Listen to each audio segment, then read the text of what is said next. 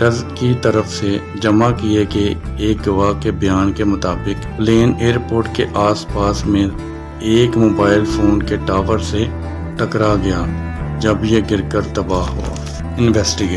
یہ انویسٹیگیشن پاکستان کے aircraft accident investigation board AAIB نے کی تھی۔ ہوائی جہاز کے بنانے والی کمپنی نے کہا کہ وہ انویسٹیگیشن میں مدد فراہم کریں گے۔ اس کے بعد ایئر بس ٹیم کے 11 ممبرز نے 26 مئی کو حادثے کی جگہ کا وزٹ کیا۔ یونائٹڈ اسٹیٹ کے نیشنل ٹرانسپورٹیشن سیفٹی بورڈ نے بھی کہا کہ وہ انویسٹیگیشن میں مدد کریں گے۔ ہوائی جہاز کا فلائٹ ڈیٹا ریکارڈر اور کاکپٹ وائس ریکارڈر برآمد کر لیا گیا اور ریسرچ کے لیے فرانس بھیج دیا گیا۔